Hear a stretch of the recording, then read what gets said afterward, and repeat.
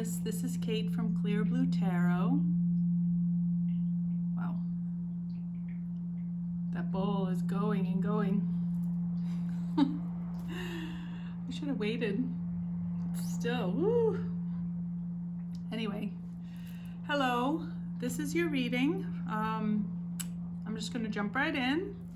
In the center, I don't know if you can hear that, but that is amazing. It's just keeping reverberating.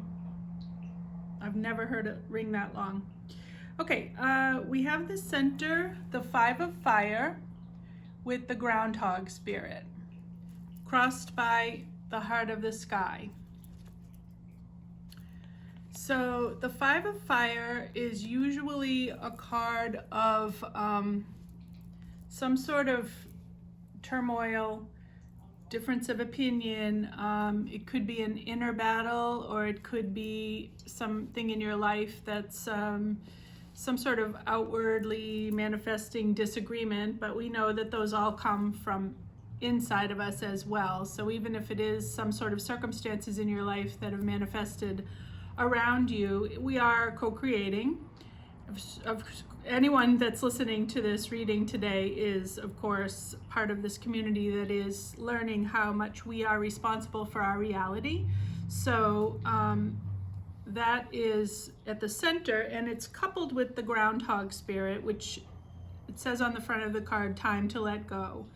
And so that's saying to me that whatever this conflict is, it's time to let it go. It's time to release whatever has been plaguing you in your mind, or if it's manifested outside of you as conflict or disharmony. It's time to let this go. Learn the lesson. The lesson looks like it needs to evolve into a state of completion and move on to a new phase. Now, being crossed by the heart of sky, this card is all about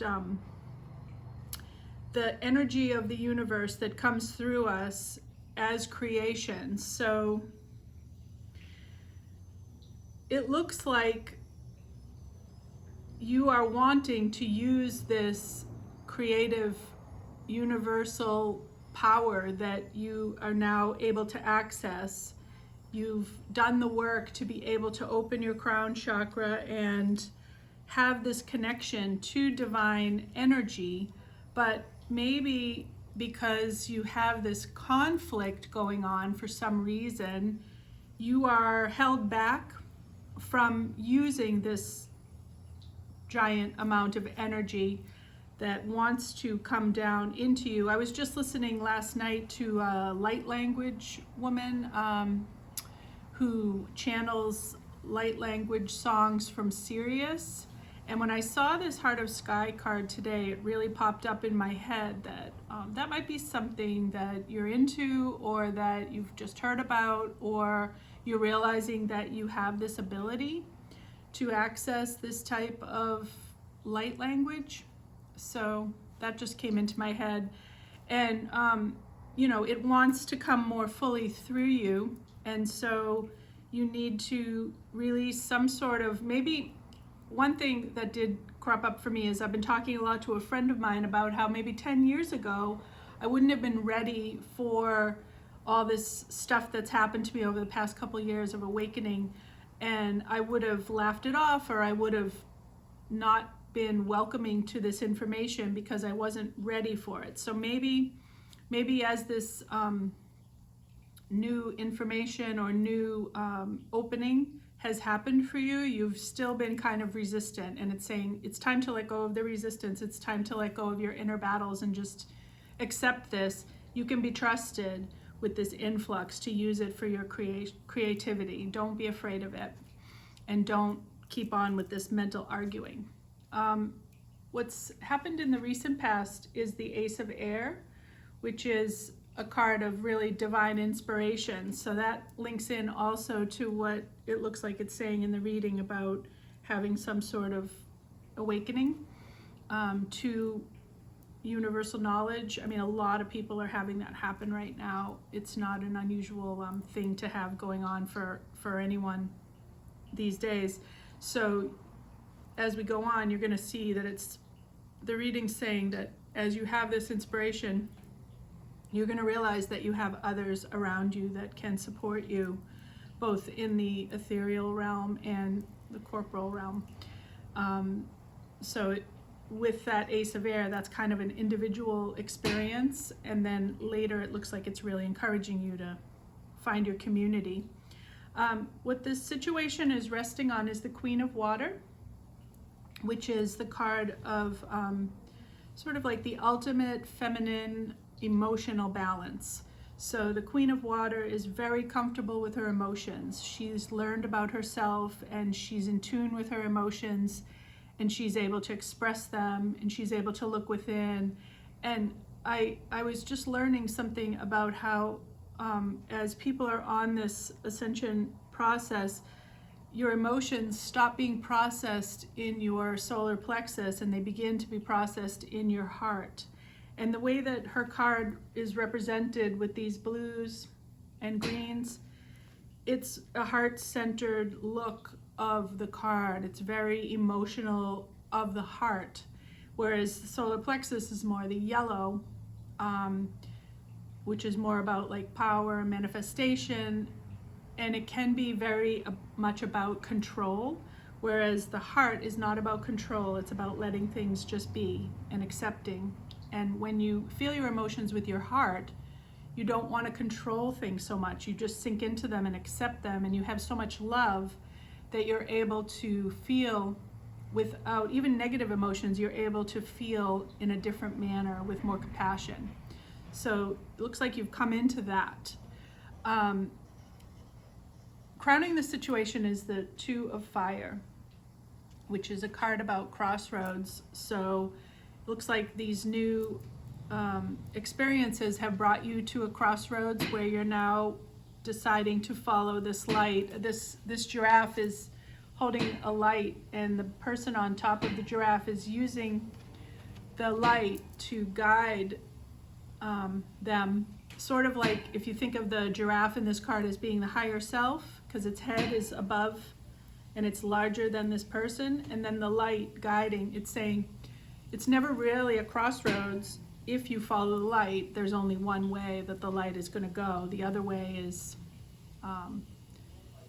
more ego. So you're making the choice to follow your higher self. And I clarified that with the surrender card. So it's letting go of control. It's saying, okay, giraffe, you've got the light, you go, and I'm just going to sit here and relax.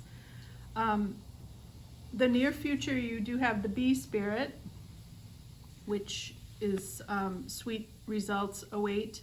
So that's about experiencing the sweetness of life. Like, I was listening to some really great music in the last couple days, and I was realizing that when you listen to music that really gets into you in a good way, it almost feels like honey in your veins. I was describing it that way. I made a comment on somebody's music that I was listening to and said I felt like I had honey in my veins, because that's the sweetness of beautiful, beautiful music. So it's saying whatever you're being inspired to do is guiding you into this feeling of sweetness.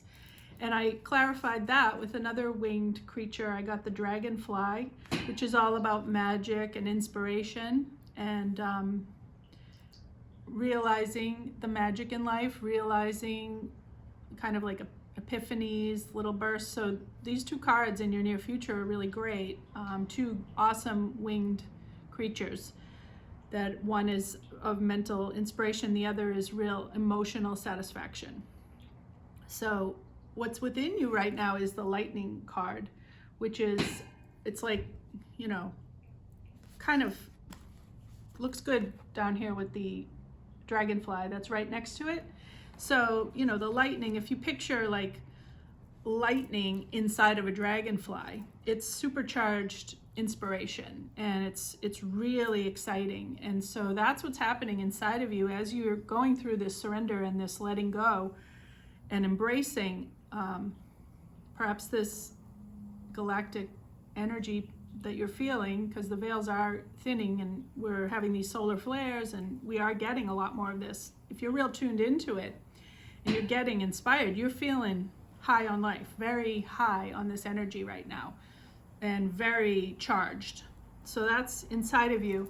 And then outside of you, on the exterior of your personality, that people are noticing, you have the Fairy Oracle card, the Penelope Dreamweaver. And I did look at that in the book because that came up in reverse, and I don't do reversals, and I'm always saying that, but I am starting to notice when one card pops up reversed that I haven't noticed was in the deck that way. I take note, and I think maybe that would be worth somebody knowing why. So this card, it says, and it kind of goes with maybe what's hard for you to surrender and release and let go of. It could be this creative block, because that's what this card is about. It's about cutting loose from the mundane world and giving yourself time to enjoy your own fantasies and dreams. Then choosing what you want to bring into manifestation and beginning to create it, even if you think you can't. Creation is one of the primary factors in the maintenance of sanity. Humor is another. So, you know, it's really encouraging your imagination to open and flow and really just start thinking outside the box, and not forgetting to laugh, not forgetting to lighten yourself up. And that card I clarified with the support. So that's about support from the angelic realms and the galactic realms. So it's about that kind of cosmic support. So it's kind of one of those you're never alone sort of things. So if you're feeling blocked, call on this support and get in tune with this lightning feeling inside of you and just let it flow and see what comes out. Your hopes and fears position, I got the Princess of Pentacles, which is, in this deck, it's the Messenger of Earth in the Good Tarot, or it's also known as the Page of Pentacles. So that's like a small offer. Maybe there's some sort of hope or fear of that. So if that's on your mind, where you're wanting some sort of material world offer, like a job or a car or a house, or, you know, you need something, or you want to give something, there's like a hope. It's usually a very good card, so I doubt it would be a fear. So there's some sort of hope attached to that. And it looks like that's coming your way, because I got 3 cards in the outcome. I only asked for 11, and somehow I got 13, which one of the cards I pulled is a 13 also. Which card? Oh, the final card I got from the White Light Oracle that I'm going to talk about at the end. That's a 13. And so that's twice. And the 13th is Sunday. So I'll probably be posting this then, because I'm doing this on Friday. And I still haven't posted Aries yet. So anyways, 13 seems to be significant, and that is a really magical number. It's also the Death card in the tarot. So that's also letting go. The ultimate letting go would be death. So that's kind of like a magical echo for this reading. The final outcome here that I got, it's the Tower with the Queen of Air and the Prince of Pentacles. So it looks like this this offer, whether it be from a person or just from the world or from yourself extending outward, looks like this is going to manifest, because it's growing from the princess into the prince. So there is something coming your way, something new. But it's slow moving, but it's very solid. So when it does come, it's going to be something significant in your life, some new beginning in the material world. And then you have the Queen of Air, and she has the owl on her shoulder.